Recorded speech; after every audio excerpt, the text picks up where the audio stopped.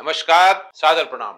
मैं doctor Om Prakash Mishra, the Sanket live से। आज हम बात करेंगे राहुल गांधी के उस लेख के बारे में जो पिछले वर्ष यानी 2024 में छपा था। लेख का शीर्षक था a new deal for Indian business. ये लेख करीब 1 दर्जन समाचार पत्रों में प्रकाशित हुआ था। इस लेख की चंद लाइनों को लेकर यानी कि फर्स्ट जो पैराग्राफ था उसको लेकर राजस्थान की उप मुख्यमंत्री दिया कुमारी, इनका ट्वीट आया है, तथा केंद्रीय मंत्री ज्योतिरादित्य सिंधिया के अलावा उदयपुर के राजा लक्ष्मण सिंह मेवार ने राहुल गांधी की कड़ी आलोचना की थी। राहुल गांधी ने अपने लेख में ईस्ट इंडिया कंपनी और कुछ भारतीय शासकों के बीच संबंधों का जिक्र किया था। दरअसल राहुल गांधी ने अपने लेख में वर्तमान व्यापार और बाजार परिदृश्य पर विचार प्रस्तुत करते हुए लिखा था कि अपना भारत चुने निष्पक्ष खेल या एकाधिकार, नौकरियां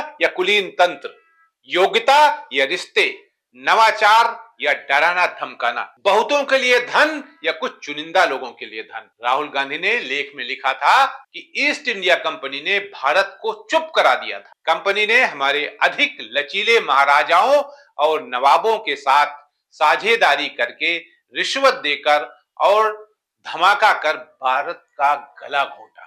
इसने हमारे बैंकिंग नौकरशाही और सूचना नेटवर्क को नियंत्रित किया। उन्होंने आगे लिखा कि हमने आजादी किसी अन्य राष्ट्र से नहीं खोई, हमने इसे एक एकाधिकारवादी निगम को दिया जिसने एक जबरदस्ती तंत्र चलाया। एक्चुअल में राहुल गांधी जिस समय ये लेख लिख रहे थे, उनकी मनोदशा में या उनके दिलो दिमाग में आज की गवर्नमेंट का करिश्मा यकीनन घूम रहा होगा, ऐसा मेरा मानना है। क्योंकि उन्होंने जिस तरह की तुलना की है ना, बैंकिंग सिस्टम को, नौकरशाही को, एकाधिकार को, इन सब पर उनका फोकस था।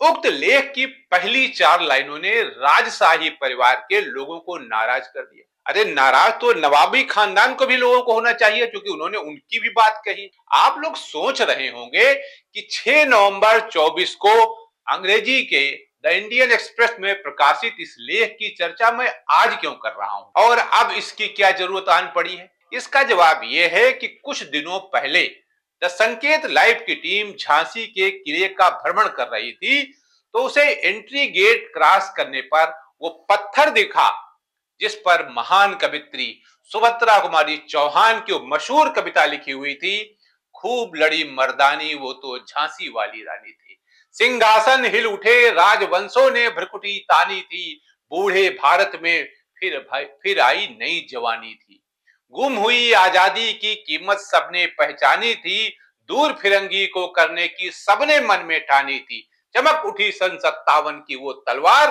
पुरानी थी, बुंदेलो हर बोलों के में हमने सुनी कहानी थी, खूब लड़ी मर्दानी वो तो झांसी वाली रानी। यहां तक की बात तो आपकी समझ में आ ही गई होगी। अब आगे जो राहुल गांधी ने राजघरानों का जिक्र किया था, नवाबी परिवारों का जिक्र किया था और कहा था कि इन लोगों के लचीलेपन के चलते ईस्ट इंडिया कंपनी भारत में अपना पैर जमा पाई, तो उसी कविता को मैं आगे बढ़ाता हूं। ये मेरी कोई अपनी कविता नहीं है, ये सुभद्रा कुमारी चौहान की लिखी हुई कविता है जो कक्षा 4 या कक्षा 5 में हमने भी पढ़ी थी।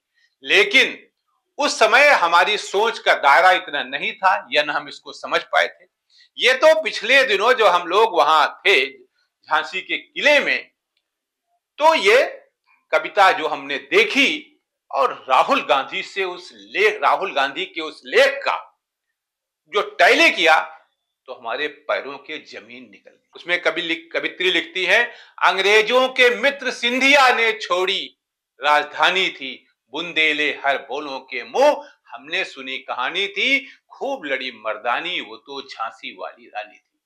उस कविता में कवित्री ने ग्वालियर के उस सिंधिया घराने का जिक्र किया है जिसका प्रतिनिधित्व आज भी केंद्रीय मंत्री ज्योतिरादित्य सिंधिया कर रहे हैं, और यही सबसे बड़ी वो वजह थी जिसके चलते राहुल गांधी के लेख पर कड़ी प्रतिक्रिया सिंधिया परिवार के वंशज तथा मोदी सरकार के मंत्री को देनी पड़ी। वैसे कहा भी गया है कि जब आप किसी का अतीत यानी पास्ट पर जमी धूल को हटाएंगे और उसे नंगा करेंगे, तो स्वयं के लिए भी अपने को तैयार रखना चाहिए। आज जिस तरह मोदी सरकार स्वतंत्रता आंदोलन के नायकों को खलनायक बनाने में लगी है तथा उनका महिमा मंडित करने में लगी है, जिनका स्वतंत्रता आंदोलन में कोई योगदान था ही नहीं। है क्या कि भारतीय जनता पार्टी की सरकार न तो उनका कोई निगेटिव लेती है न पॉजिटिव लेती है, वो ये देखती है कि कौन सा पॉइंट हम पर ठीक बैठ रहा है। आप सब लोग इतिहास उठा के देख लीजिए, प्रधानमंत्री जब पंडित जवाहरलाल नेहरू थे तो उनके जो गृह मंत्री थे, जिनके नाम पर आज भारतीय जनता पार्टी राजनीति करती है और उनको एक जाति समुदाय से जोड़ दिया गया है, कुर्मी वंशज से, उनको लेकर उन्होंने क्या कहा था संघ के बारे में, ये भी पढ़ना चाहिए और ये देखना चाहिए कि उन्होंने क्या कहा। भारत सरकार के पहले गृह मंत्री, उनका क्या कहना था, ये भी पढ़िए, तब आपको पता चलेगा कि एक्चुअल में फिगर है क्या। आर्य समाज के जो संस्थापक अध्यक्ष थे, उन्होंने संघ के बारे में क्या कहा था, उनको पढ़िए। वो भी तो हिंदूवादी संस्था है, आज भी है आर्य समाज। तो लेकिन वो संघ या भाजपा जो उनको सूट करता है वो उसको ले लेते हैं, जो उनको सूट नहीं करता उस पे मिट्टी डाल देते हैं।